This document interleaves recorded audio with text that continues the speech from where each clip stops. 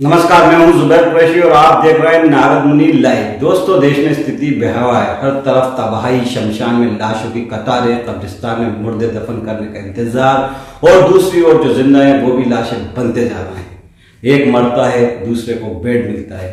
जांच की रिपोर्ट तब आती है जब आदमी मर चुका होता है। हर तरफ चीख पुकार और इलाज का इंतजार, लेकिन हमारे प्रिय नेता हैं कि मानते नहीं। शव वाहनों के साथ फोटो सेशन, विधायक निधि से मदद का प्रचार, जैसे विधायक निधि ये अपने गांव में जाकर लेकर आए हों।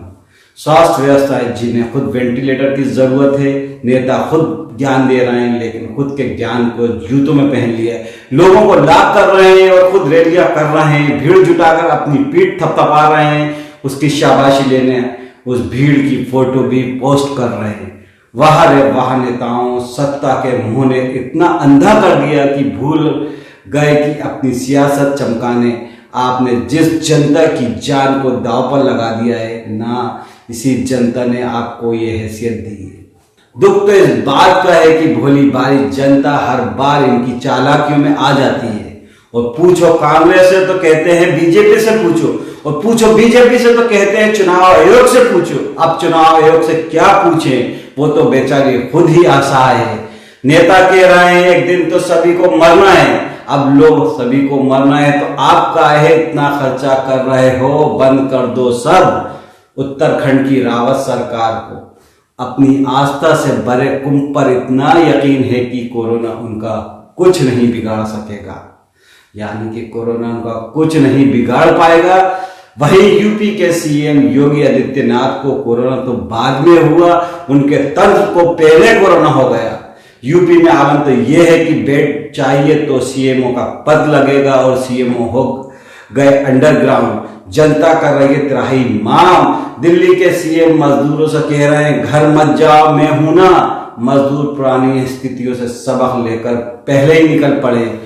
ट्रेन ना मिले तो बस में ना मिले तो पैदल। महाराष्ट्र, पंजाब, मध्य प्रदेश, छत्तीसगढ़, राजस्थान, सभी जगह से ऐसी खबरें कि दिल बैठा जा रहा है।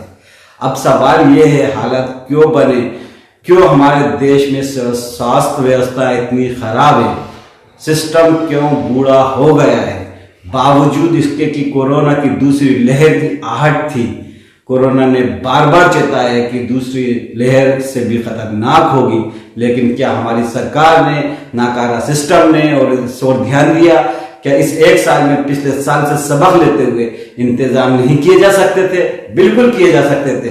बीते साल भी वेंटिलेटर कम थे, बेड्स कम थे, कोविड सेंटर के लिए ट्रेन की बोगी तैयार की गई थी ना, सब था, सबको पता था, फिर क्यों नहीं किए गए वो इंतजाम जो कितनों की जिंदगी बचा सकते थे?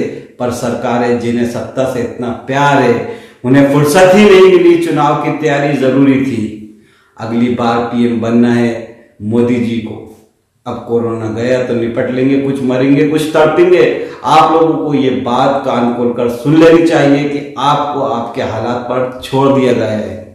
आपसे कहा गया है कि आप मास्क लगाइए, फिर भले ही आपके प्रिय नेताजी अपनी रैलियों में भीड़ बुलाकर जानबूझकर जनता को मौत के मुंह में डाल रहे हैं। गलती आपकी है। नेताजी को तो आपने ही चुना है। आप कहेंगे कि हमें मरने के लिए इन्हें थोड़ी चुना था।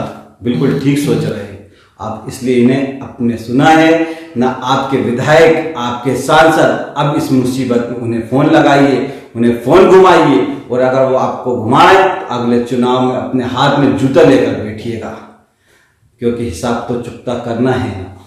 तो भाइयों, अब हमारे प्रिय नेताजी, आपके लिए मेरा एक छोटा सा पैगाम, लेकिन कड़वा पैगाम। आपको अब 2 मई का इंतजार करने की जरूरत नहीं है। अब आप सभी राजनेता चुनाव जीत चुके हैं, क्योंकि जनता हार चुकी है। आपकी जीत की गवाह है ये बंद पड़े बाजार, ये लाशों से भरे शमशान, 2 गज जमीन का इंतजार करते ये मुर्दा और कब्रिस्तान। जाइए, जीत का जश्न मनाइए। लोकतंत्र में तंत्र का बचा रहना ज्यादा जरूरी है। चाहे लोग बचे ना बचे, लेकिन लाखों की भीड़ में रैलियां करके लोकप्रियता दिखाना ज्यादा जरूरी था। चाहे कितनी भी लाशें बिक जाए, बाकी इस देश में सिर्फ चुनाव जरूरी है, रैलियां जरूरी है। बधाई हो, आप सभी एक बार फिर इस जनता को बेवकूफ बनाने में कामयाब हो गए नेताजी। आप सफल हुए नेताजी। इसके लिए आप सभी दलों के राजनेताओं को बहुत बहुत मुबारकबाद। आपको शायद अंदाजा भी ना हो कि आपकी इस 2 मई की चिंता ने न जाने कितनों की 2 जून की रोटी को संकट में डाल दिया है। और हाँ, इंसानों की लाशों के ऊपर बिछी इन कुर्सियों पर बैठकर एक ट्वीट जरूर कर दीजिएगा। वो ट्वीट होगा 2 गज की दूरी और मास्क है जरूर। तो दोस्तों, रखिए अपना ख्याल, मास्क लगाइए, क्योंकि आपकी जान आपके हाथ में, इन नेताओं के हाथ में होती तो ये दिन ना देखना पड़ते। जय हिंद, जय भारत।